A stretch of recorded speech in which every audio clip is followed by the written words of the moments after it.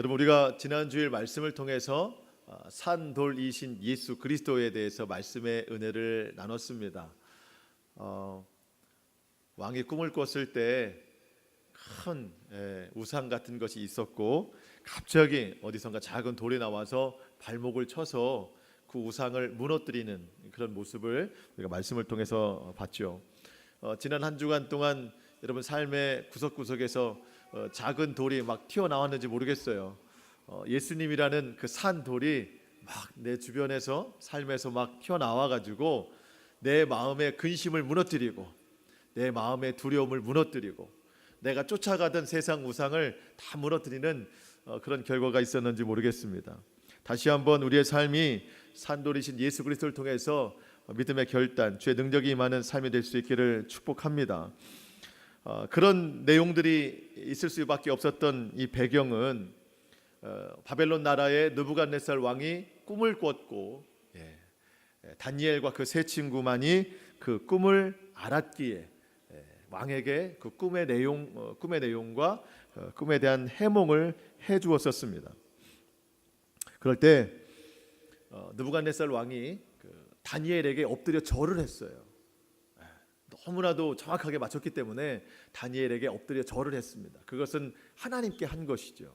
그리고 예물과 향품으로 그들에게 선물을 줬는데 그 역시 하나님께 헌금을 드린 것과 마찬가지였습니다. 그러면서 다니엘을 포함한 4명의 믿음의 사람들에게 그 나라에서 참 높은 직책을 주게 되었습니다. 여러분, 그러면서 이제 오늘 다니엘 3장이 시작이 되는데, 다니엘 3장에서는 아주 거대한 행사로 시작이 됩니다. 어떤 행사인가 봤더니 바벨론 왕 느부갓네살 왕이 자기를 상징하는 큰 신상을 만들었는데, 여러분, 금으로 만들었습니다. 여러분, 이 신상이 얼마나 큰지 뒤에 나오지만 여러분, 높이가 약 30m예요. 30m. 그리고 너비는 3m 정도 됩니다. 3m, 30m 되는 이 금신상 앞에 모든 백성들, 또 중앙 혹은 지방에 있는 모든 관료들을 다 불러 모아서 그 앞에 절하게 하는 그런 행사가 오늘 시작이 됩니다. 여러분, 왜 갑자기 이 금신상을 만들어서 모든 백성들에게 절하도록 만들었을까요? 느부갓네살 왕이 마음에 초조함과 불안함이 생겨서 그래요. 여러분, 사실 느부갓네살 왕은 불안함과 초조함을 느낄 만한 위치의 사람이 아닙니다. 당시에 바벨론이라는 나라는 모든 나라를 통치할 수 있는 나라였어요. 그 나라의 왕인 느부갓네살은 그 누구의 위협도 도전도 받을 만한 사람이 아닙니다. 초조할 만한, 불안할 만한 이유가 하나도 없어요. 근데 왜 초조하고 불안해졌는가? 다니엘이 꿈을 이야기했잖아요. 그리고 그 꿈을 해석해 줬습니다. 너무나도 정확하게 꿈을 맞췄고, 그러다 보니 그 꿈의 해석도 신뢰할 만한 수준이에요. 지금은 너무나도 건재한 이 바벨론 나라도 얼마 후에 다른 세력으로부터 공격을 받아서 무너진다, 이 말을 들은 거예요. 그랬더니 그동안은 한 번도 초조하거나 불안해져 본 적이 없었던 이 느부갓네살 왕이 갑자기 초조해지고 불안해진 겁니다. 그래서 눈에 보이는 금신상을 만들어서 모든 사람들로 하여금 절하도록 했습니다. 왜냐하면 스스로 권위를 세워보고자, 스스로 자신의 권력을 나타내보고자 모든 사람이 그 앞에 절을 하도록 만들었다는 거죠. 오늘 우리가 읽지는 않았지만 3장 1절 말씀을 보면 느부갓네살이 금으로 신상을 만들었으니 높이가 60규빗이요. 말씀드린 것처럼 한 30m가 되는 겁니다. 너비는 6규빗이라 한 3m 정도 되는 겁니다. 이것을 바벨론 지방의 두라 평지에 두었더라. 그러면서 2절에 보니까 모든 총독, 수령, 행정관, 지방관, 우리나라 말로 하면은 총리, 국회의원, 도지사, 시장 다 모여놨다는 겁니다.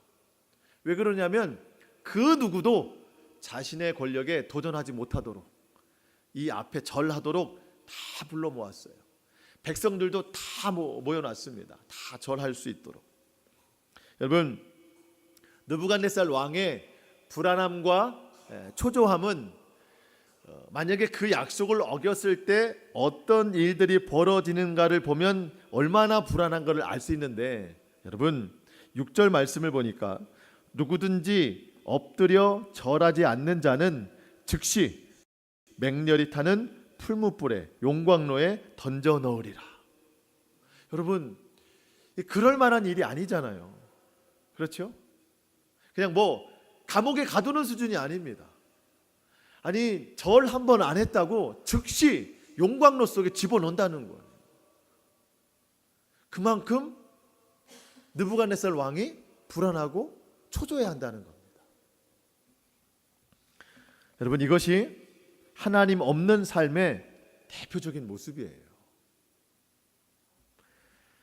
마음의 평안함은 여러분 권력을 통해서 해결할 수 있는 게 아닙니다. 돈이나 명예가 줄 수 있는 것도 아니고요. 그가 거느리는 관료나 백성들의 숫자가 아무리 많아도 여러분 마음의 평안을 줄 수 있는 게 아니에요. 오직 하나님만이 예수 그리스도 안에 있는 우리에게 세상에 줄 수 없는 평안을 주시는 거예요. 요한복음 14장 27절, 평안을 너희에게 주노니 곧 나의 평안을 너희에게 주노라. 내가 주는 것은 세상에 주는 것과 같지 아니하니라. 너희는 마음에 근심하지도 말고 두려워하지도 말라. 여러분, 예수님이 주시는 평안은 세상에 주는 것과 같지 않은 것입니다. 돈 때문도 아니고, 여러분 건강 때문도 아니고, 지식이나 권력으로 얻을 수 있는 평안이 아니에요. 예수님이 주시는 평안이 뭔가 말씀드린 요한복음 14장 27절 바로 전 구절에 나와요. 26절.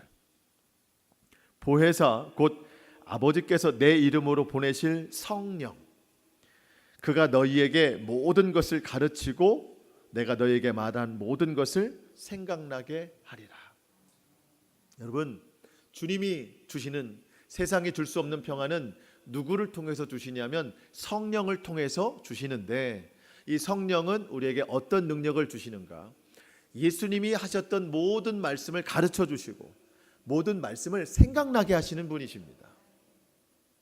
여러분, 그러니까 정리해 보면 예수님이 주시는 평안은 말씀을 통해서 주신다는 거예요. 말씀을 통해서. 여러분, 우리가 살면서 겪는 불안함이 있습니다. 그때 우리는 하나님 앞에 기도해요. 주님, 제가 이런 일로 불안합니다. 그러면 성령님께서 그 불안함을 이겨낼 수 있는 말씀을 주신다는 거예요. 그 마음이 평안해지는 거예요. 금신상을 세우지 않아요. 마음이 초조해요. 주님, 정말 마음이 초조합니다. 이럴 때 하나님 앞에 기도해요. 그럼 하나님이요, 초조함을 위로하는 말씀을 주신다는 거예요. 염려와 근심도 마찬가지입니다. 두려움과 무서움도 마찬가지예요. 하나님 앞에 기도하면 주님은 말씀을 주세요. 그 말씀으로 이겨내니까 모든 상황 가운데 평안을 유지할 수 있다는 겁니다. 여러분, 지난 밤에 우리나라가 축구를 이겼어요. 금메달을 땄습니다. 예. 저도 아멘 하고 싶습니다. 얼마나 기뻤는지 몰라요. 여러분, 제가 예전에 축구를 정말 많이 해봐서 아는데요, 동네 축구와 프로들의 차이가 있어요. 동네 축구와 프로 선수들의 축구의 차이는 그런 건데, 동네 축구는 공이 가는 대로 모든 사람이 다 쫓아가요. 11명이 하는데 어차피 골키퍼는 못 나오니까 한 10명, 20명이 공이 있는 대로 다 쫓아가요. 그러니까 다른 데는 다 비어 있어요. 그러니까 공이 가는 대로 쫓아다녀요. 여기가 불안하면 여기 쫓아가고, 저기가 두려우면 저기 쫓아가고. 근데 프로 선수들은요, 안 그렇습니다. 자기 자리를 지켜요. 공이 오면 자기 자리에서 그것을 잘 해냅니다. 믿음의 사람들은요, 근심과 걱정, 초조, 불안이 온다고 해서 그 일에 막 쫓아다니지 않아요. 말씀으로 의연하게 내 삶의 자리를 지킵니다. 그 자리에서 그냥 기도해요. 그럼 하나님이 말씀을 주세요. 그 말씀에 따라 반응하는 것이지, 초조하다고 해서 이런 일로 쫓아가고, 불안하다고 해서 저 일로 쫓아가고, 두렵다고 해서 저 일로 쫓아가면은요, 내 삶이 다 비어버려요. 그럼 사단이 틈탈 일이 더 많아집니다. 여러분, 우리의 마음에 평안이 없는 것은 문제가 커서 그런 게 아니고요, 그것을 말씀으로 대처하지 못하기 때문에 그렇습니다. 여러분, 불안함과 초조함, 근심과 염려가 가득할 때 여러분, 주님의 말씀을 붙들어야 됩니다. 그리고 주의 말씀에 순종해야 돼요. 느부갓네살은 하나님의 사람이 아니기 때문에 말씀을 붙들지 않아요. 그가 붙들 수 있는 거라고는 오직 권력입니다. 여러분, 그리고 돈이었어요. 여러분, 금신상이 30m가 올라갔어요. 얼마나 돈이 많이 들어갔을까요? 그런 거 의지하는 거예요. 모여든 백성들 숫자를 보고 마음의 안정감을 찾는 겁니다. 하지만 그렇지 않아요. 세상의 것은 우리에게 영원한 평안을 주지 않습니다. 풀은 마르고 꽃은 시드나 하나님의 말씀은 영원하리라. 주의 말씀만이 우리를 영원히 지켜주십니다. 저는 오늘 말씀을 보면서 사람이 참 간사하다, 이것을 느부갓네살 왕을 통해서 좀 보게 됐습니다. 물론 느부갓네살이 하나님의 사람은 아니에요, 여러분. 그런데 우리는 알아요. 뭐냐면 다니엘이 꿈을 해석하고 또 꿈을 맞췄을 때 바짝 엎드렸어요. 다니엘에게 바짝 엎드렸어요. 이게 누구한테 엎드린 거라고요? 하나님에게 엎드린 겁니다. 이 바로 얼마 전에. 그러고 나서 얼마 안 있다가 바로 오늘 금신상을 30m짜리 금신상을 만들어 놓고 모든 백성들 관료들을 다 모여다 놓고 그 앞에서 절하게 만든다는 겁니다. 자신에게 절하는 것과 마찬가지인 거예요. 여러분, 얼마 전까지 하나님에게 엎드렸던 자가 얼마 지나지 않아서 사람들에게 엎드림 받기를 원한다는 거예요. 참 간사해요. 여러분, 남 얘기가 아니라는 걸 말씀드리고 싶어요. 우리가 그래요. 믿음이 있고 은혜가 있을 때는 다 하나님의 은혜입니다. 모든 영광 하나님께 올려드립니다. 그러면서도 금방 하나님의 위대하심을 잊어버려요. 그리고 그새 내가 그 자리를 차지해요. 높임받으려 합니다. 하나님 영광을 가로챕니다. 여러분, 그리스도인은 늘 겸손해야 됩니다. 여러분, 우리가 구원받을 때 우리의 공로는 하나도 없잖아요. 오직 예수 그리스도 십자가만 의지해서 우리가 구원을 받았듯이 우리의 삶도 마찬가지예요. 다 주님의 은혜입니다. 내가 하는 것 같지만 내가 하는 게 아무것도 없어요. 다 하나님의 은혜예요. 여러분, 우리가 지난 한 주간 살아온 것도 다 하나님의 은혜입니다. 사도 바울이 고린도전서 15장 10절에서 고백하기를, 그러나 내가 나 된 것은 하나님의 은혜로 된 것이니 내게 주신 그 은혜가 헛되지 아니하여. 내가 나 된 것은 하나님의 은혜로 된 것이니. 여러분, 다 은혜입니다. 우리는 누구에게도 엎드림 받을 수 있는 사람이 아니라는 거예요. 혹여 그런 상황이 있다 할지라도 모든 영광은 하나님께, 다 하나님의 은혜이기 때문에. 하나님의 영광을 가리거나 때로 내가 남보다 높아지려고 하는 것을 교만이라고 말하잖아요. 여러분, 교만은 아주 무서운 겁니다. 아주 무서운 일이에요. 성경은 말합니다. 잠언 16장 18절, 교만은 패망의 선봉이요, 거만한 마음은 넘어짐의 앞잡이니라. 여러분, 내가 정말 망하고 싶다, 그러면 이제 교만하면 되는 거예요. 내 삶이 완전히 그냥 꼬꾸라지고 넘어지고 싶다, 그러면 거만한 사람이 되는 겁니다. 그러면 완전히 금방 넘어진다는 거예요. 반대로 하나님은 겸손한 자를 존귀히 여기신다는 거예요. 잠언 18장 12절, 사람의 마음의 교만은 멸망의 선봉이요, 겸손은 존귀의 길잡이니라. 여러분, 내가 하나님 앞에 존귀함을 받기 위해서는요, 겸손한 사람이 되어야 됩니다. 겸손한 사람. 사도행전 12장에서 보면 이 교만한 사람의 최후가 얼마나 비참한지 일화가 나오거든요. 초대교회가 속한 이스라엘을 통치하던 것이 로마였잖아요. 로마에 헤롯 왕이 있었습니다. 이 헤롯 왕이 말솜씨가 좀 좋았나 봐요. 어느 날 이 헤롯 왕이 모든 백성들을 모여놓고 연설을 했습니다. 연설을 할 때 그 자리에 누가 참여했냐면 이방 나라의 사절단이 왔는데, 이방 나라 사람들이 이 헤롯 왕에게 잘 보이고 싶어 가지고 그 연설에 참석한 거예요. 연설이 다 끝났어요. 그랬더니 엄청난 박수 소리가 나오지 않았겠습니까? 그러면서 이방 나라에서 온 사절단이 이 헤롯 왕에게 말하는 겁니다. 야, 이것은 사람이 아닙니다. 이것은 신의 목소리와도 같습니다. 그러면서 엄청 치켜 세운 거예요. 사람이 할 수 있는 연설이 아니라는 거예요. 신과 같다는 겁니다. 여러분, 그러면은 우리는 뭐라고 해요? 모든 영광 하나님께. 물론 헤롯 왕은 하나님을 모르지만 이게 막 어깨가 들썩들썩해지는 거예요. 모든 영광을 다 자기가 취했습니다. 그 모습을 성경 이렇게 말하거든요. 사도행전 12장 23절. 헤롯이 영광을 하나님께로 돌리지 아니하므로 주의 사자가 곧 친히 벌레에게 먹혀 죽으니라. 하나님의 영광을 가로챘더니 하나님이 심판하셨어요. 여러분, 벌레에게 먹혀 죽었다. 이거 얼마나 처참한 일입니까? 우리는 그렇게 질문할 수 있어요. 아니, 하나님을 모르는 사람이 어떻게 하나님께 영광을 올려드립니까?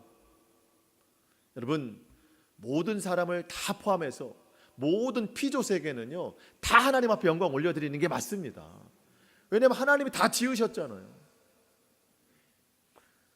여러분, 그렇다면 하나님의 백성은 더욱더 그 일에 앞장서야 되는 거 아니겠습니까? 하나님을 모르는 사람들도 그렇게 해야 되는데 그들이 그렇게 하지 못한다면 하나님을 믿는 우리는, 하나님을 아는 우리는 더 그렇게 해야 된다는 거예요. 하나님 우리를 통해서 영광 받기를 원하신다는 겁니다. 느부갓네살 왕이 바로 얼마 전까지 하나님 앞에 엎드렸다가 지금 엎드림을 받기를 원하는 사람으로 바뀌었다는 거예요. 이게 얼마나 교만한 일인지 모릅니다. 여러분, 하나님께 엎드린 자는 끝까지 엎드리는 자가 되어야 됩니다. 은혜를 잊지 말아야 돼요. 감사를 잊지 말아야 돼요. 잊어버리면 안 됩니다. 오늘 이 느부갓네살 왕의 행동을 보면서 우리가 다시 한번 깨닫습니다. 늘 겸손하게 하나님 앞에 영광 올려드리는 그런 감사의 삶이 되자는 것이죠. 자, 이제 이 엄청난 금신상의 제막식이 시작이 됩니다. 이게 보통 그러잖아요. 현판식 하면 천으로 가려놨다가 하나 둘 셋 하면 확 잡아당기잖아요. 이 30m 되는 것이 그게 다 가려졌는지는 잘 모르겠지만 어쨌든 제막식이에요. 왕실 오케스트라가 있었습니다. 막 연주가 시작이 돼요. 그러면서 왕실의 그 대변인이 말을 합니다. 이제 오케스트라가 연주가 되면 당신들은 모두 절하십시오라고 말이 되는 겁니다. 여러분, 다 절을 해야 돼요.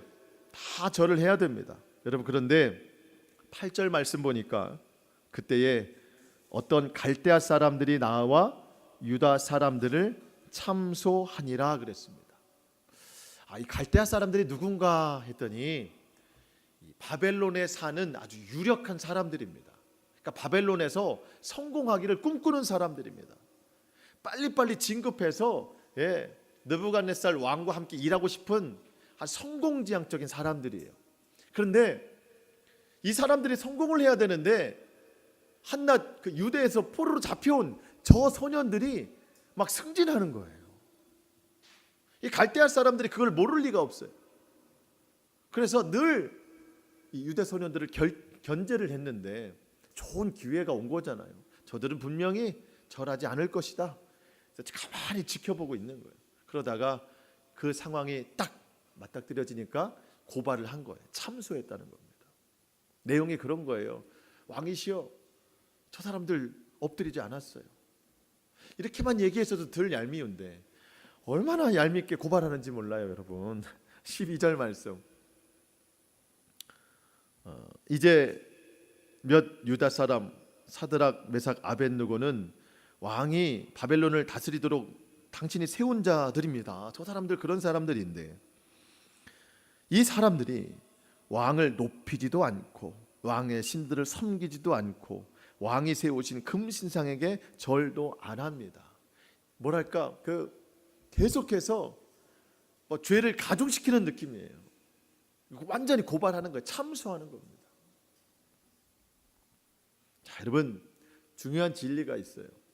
여러분 다니엘서는 믿음 좋은 4명의 청년들의 이야기가 아니라고 그랬잖아요. 그렇죠? 다니엘은 구약의 요한계시록이에요. 이 모습은 마지막 때가 될수록 사탄이 하나님의 사람들을 참소한다는 것을 상징적으로 보여주는 겁니다. 요한계시록 12장 10절에 보면 하나님이 말씀하시기를 사탄은 참소하는 자다라고 분명히 말씀해 주셨어요. 참소하는 자다. 여러분 참소가 무슨 뜻입니까? 참소는 죄가 없는데 죄가 있다고 고발하는 거예요. 갈수록 사단이 우리를 참소합니다. 지난주도 그랬을지도 몰라요. 여러분 뭐라고 참소합니까? 아니 어쩌면 오늘도 우리 마음속에 지금도 하고 있는지 몰라요. 사단이 우리에게 너는 예배 드릴 자격이 없잖아. 너는 죄가 많잖아. 지난 한 주간도 말씀대로 살지 못했잖아. 하나님의 자녀라고 이렇게 앉을 수 있는 그런 모양이 아니잖아. 계속해서 참소를 하는 거예요. 우리에게 너는 죄인이야. 너는 죄인이야. 하나님의 자녀가 될 자격이 없어. 넌 예배 드릴 자격이 없어. 습관적인 이제 또 죄를 짓잖아. 제 얘기가 아니고요. 사탄이 그렇게 말한다고요. 가만히 들어보면 틀린 말이에요? 맞는 말이에요? 솔직하게 기분이 나빠요. 맞는 말만 자꾸 해가지고. 여러분 그런데 참소라고 그랬어요. 참소는 죄가 없는데 있는 것처럼 고발한다는 거예요. 자 여기서 여러분 정확히 알아야 돼요. 맞는 말을 해준다는데 참소다. 예. 우리가 십자가를 경험하기 전에는 그 말이 맞는 말이에요. 그런데 그리스도 십자가를 경험한 사람들은 더 이상 그 말이 맞지 않습니다. 예수 그리스도께서 우리의 모든 죄를 대속하셔서 십자가에서 피를 흘리심으로 그 피를 맞은 자들마다 의롭다 하심을 얻게 된 거예요. 죄가 있지만 죄가 없다 함을 받은 것이 우리라는 거예요. 지금 당장 죄가 있는 것처럼 보이지만 우리는 오늘도 회개를 했고 또 주의 성만찬을 통해서 주의 피를 먹고 마심으로 모든 죄가 사해집니다. 더 이상 참소받을 만한 사람들이 아니라는 거예요. 로마서 8장 1절과 2절 말씀. 그러므로 이제 그리스도 예수 안에 있는 자에게는 결코 정죄함이 없나니 참소받을 수 없다는 거예요. 이는 그리스도 예수 안에 있는 생명의 성령의 법이 죄와 사망의 법에서 너를 해방하였습니다. 아멘. 여러분 이 말씀이 더 이상 사단의 참소가 통하지 않음을 우리에게 확신시켜주는 말씀입니다. 여러분 죄사함의 은혜를 믿으시기를 축복합니다. 주님이 다 죄를 사해 주셨어요. 사탄이 옆에서 뭐라고 이야기하든 맞는 말이 아니에요. 그거는 참소예요. 그 말에 귀를 기울일 게 아닙니다. 오직 주님의 용서의 말씀에 우리가 귀를 기울이면 되는 거예요. 여러분 은혜를 더하려고 일부러 죄를 지으려고 하면 안 되지만 이미 지은 죄가 있다면 하나님 앞에 간절하게 회개함으로 용서받음을 확신하십시오. 그리고 더욱더 거룩한 삶을 향해 나아가는 저와 여러분의 삶이 될 수 있기를 축복합니다. 세 사람이 절을 하지 않았잖아요. 풀무불에 들어가게 됐습니다. 왕이 불렀어요. 이례적인 일들이 일어났습니다. 여러분 아까도 말씀드렸지만 왕이 지금 아주 불안해하고 초조해서 절하지 않으면 당장 용광로에 집어넣겠다 했는데 이 세 사람이 절하지 않았는데 왕실로 불려왔습니다. 이례적인 일이 벌어져요. 한 번 더 기회를 주겠다는 거예요. 여러분 있을 수가 없는 일입니다. 왜 그런가 했더니 왕이 그 세 사람을 아꼈어요. 매우 지혜로운 사람들이기 때문에 내가 한 번 더 이런 일이 없었는데 한 번 더 기회를 줄 테니까 절해라. 여러분 하시겠습니까? 직장에서 그래, 믿음은 교회에서 지키고 요번 그냥 한 번만 나랑 이 일을 좀 해보자. 그러면 승진이야. 여러분 하시겠습니까? 네. 여러분 믿음의 결단이 필요해요. 느부갓네살 왕이 말해요. 내가 이제 너희들을 저 맹렬히 타는 불문불 가운데 집어넣을 건데 너희를 그 속에서 구원해 줄 신이 있겠느냐 물어보는 거예요. 그 대답을 해야 되지 않습니까? 17절, 18절로 대답하는데 여러분 우리의 고백이 돼야 되거든요. 한번 같이 읽어보겠습니다. 17절, 18절 시작. 왕이여 우리가 섬기는 하나님이 계시다면 우리를 맹렬히 타는 풀무불 가운데서 능히 건져내시겠고 왕의 손에서도 건져내시리이다. 그렇게 하지 아니하실지라도 왕이여 우리가 왕의 신들을 섬기지도 아니하고 왕이 세우신 금신상에게 절하지도 아니할 줄을 아옵소서. 아멘. 그런 말입니다. 우리가 섬기는 하나님은 이 뜨거운 불 가운데서 우리를 구원하여 주실 것입니다. 혹 그렇게 하지 아니하실지라도, 여러분 이 말은 하나님이 나를 불 가운데 구원해 주시지 않는다 해도 그 속에 하나님의 다른 뜻이 있음을 믿기 때문에 나는 절하지 않습니다. 여러분 이 고백 속에서 여러분 놀라운 진리를 발견하는데요. 이 세 명의 친구들이 이 대답 속에서 유일하신 하나님, 한 분 하나님을 선포하고 있어요. 여러분 자 보세요. 17절 다시 한번. 왕이여 우리가 섬기는 하나님이, 하나님 몇 분이에요? 하나님이 한 분이에요. 한 분. 그렇죠? 자 18절. 그렇게 하지 아니하실지라도 왕이여 우리가 왕의 신들을, 왕은 지금 하나만 섬깁니까? 여러 신들을 섬깁니까? 여러, 복수형이잖아요. 신들을, 왕의 신들을 섬기지 아니하리라. 여러분 그 유대에서 잡혀온 이 유대 소년들이 왕실에서 교육을 받았습니다. 그러니까 왕이 하는 행동들을 많이 봤을 거 아닙니까? 자 왕이 여러 신을 섬기는 것을 봤어요. 몸이 아플 때는 이런 신을 섬겼고, 비가 오지 않아서 비를 내리게 할 때는 또 이런 신을 섬겼고, 지금 마음이 두렵고 불안하고 초조할 때는 이런 신 저런 신 다 필요 없고 금신상 만들어서 거기다 절하고 있고, 여러 신들이 있고 여러 우상들이 있습니다. 자 여러분 중요한 것은 이 신을 섬겼을 때 다른 신은 필요가 없는 거잖아요. 한 신을 섬겼을 때 다른 신은 버려지게 되는 거예요. 또 다른 상황이 되면 한 신을 섬기고 이전의 신은 버려지는 겁니다. 지금 상황은 이런저런 신 다 버리고 우상을 섬겨놨어요. 자 여러분 사람에 의해서 신이 버려진다. 능력이 있어요 없어요? 없는 거예요. 생명이 있어요 없어요? 없는 겁니다. 그냥 우상일 뿐이에요. 아무런 능력이 없어요. 이런 때는 이런 신 붙잡고 이런 때는 또 저런 신 붙잡고, 왕이 섬기는 신들은 섬기지 않겠습니다. 생명이 없기 때문이죠. 자 여러분 사람이 신을 취하기도 하고 버리기도 한다. 부르는 이름이 매번 다르다. 이건 진짜 신이 아니에요. 여러분 우리 하나님은 유일하신 분입니다. 유일하신 하나님을 믿는 사람들은 하나님이 하시는 일을 받아들여요. 상황에 따라서 부르는 이름이 다르지 않아요.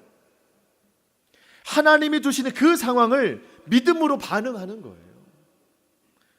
초조할 때도 하나님을 불러요. 불안할 때도 하나님 불러요. 몸이 아플 때도 하나님 불러요. 마음에 근심이 있을 때도 하나님 부릅니다. 오직 예수 그리스도 이름 외에는 부를 만한 이름이 없는 겁니다. 그렇게 하지 아니하실지라도 예수님을 불러요. 예수님만이 능력이 있기 때문에. 오늘 우리에게 이 세 사람의 신앙 고백이 필요합니다. 주님, 제가 겪고 있는 이 어려움과 불안함, 초조, 해결해야 될 문제, 그에 앞서서 내가 예수님의 이름을 부릅니다. 혹 주님이 내가 원하는 바대로 되지 않더라도, 그렇게 되지 않을지라도 저는 주님이 다른 뜻이 있음을 믿고 주님 믿는 것 포기하지 않겠습니다.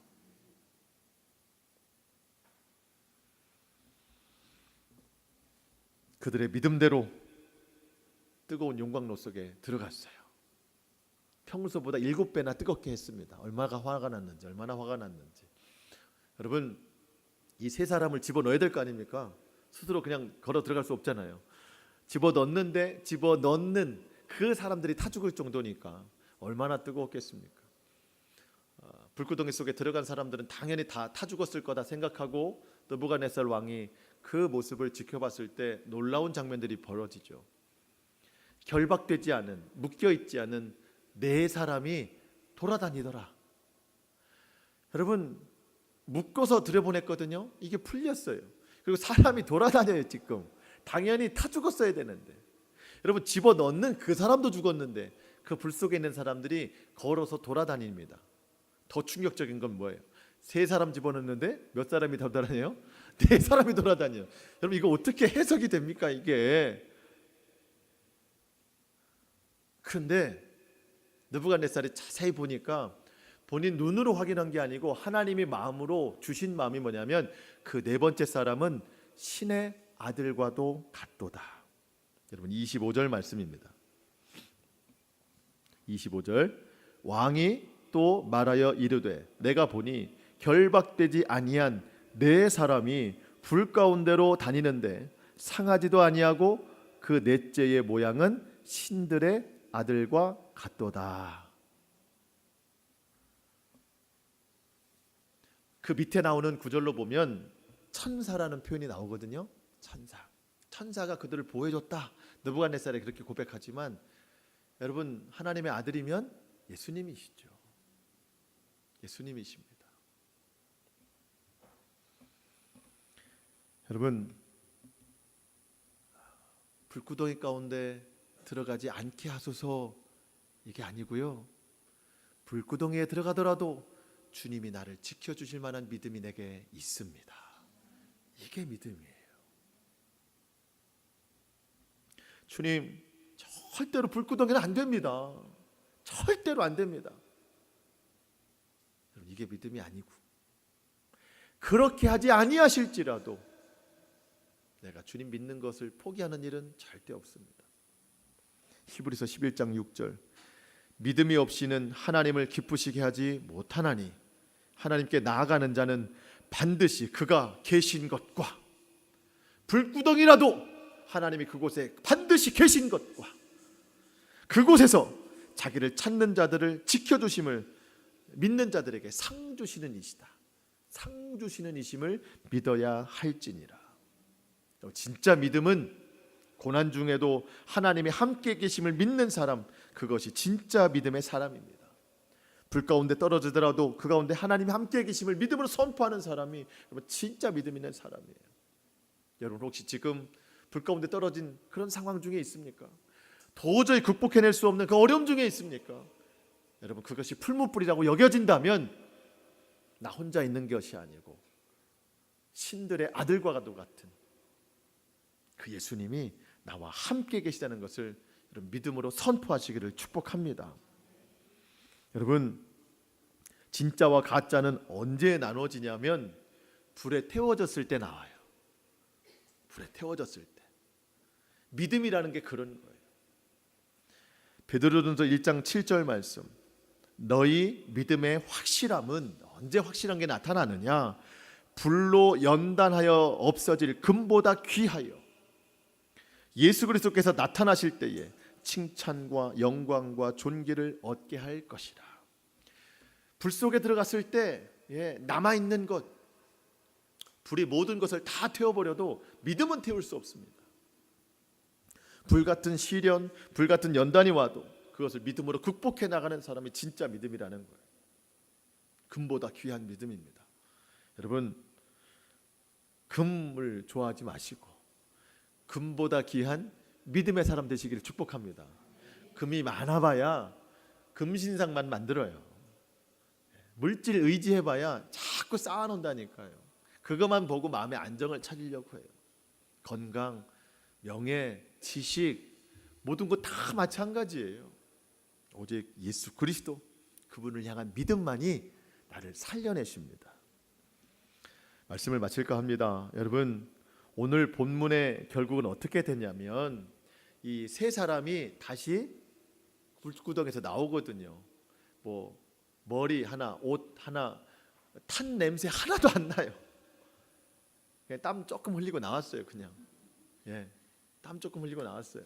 그러면서 느부갓네살 왕이 감탄하거든요. 사람이 얼마나 간사한지 또 하나님께 영광 올려드려요. 또 하나님 앞에 납작 엎드립니다. 그러면서 무슨 말 하냐면 금신상에게 엎드리지 아니한 이 사람들에게 상을 베푸노라. 금신상에게 엎드리지 않으면 다 죽이겠다 했던 사람이 엎드리지 않은 사람에게만 상을 준대요. 하나님이 놀랍게 역사하셨기 때문입니다. 여러분, 세상에서 높은 위치 상을 받아서 좋은 게 아니고요, 하나님이 하셨다는 그 믿음의 확신이 들기 때문에 기쁜 일입니다. 지금 당장은 내가 손해보는 것 같죠. 지금 당장 믿음 지켰을 때 내가 막 불구덩이 속에 들어가는 것 같죠. 세상이 보기에는 어리석은 일 같죠. 여러분, 그렇지만 믿음으로 했다면 승리할 수 있습니다. 하나님께서 그렇게 만들어 주십니다. 마지막 때 그리스도의 신부로서 우리가 해야 될 일이 많이 있거든요. 준비할 게 많이 있습니다.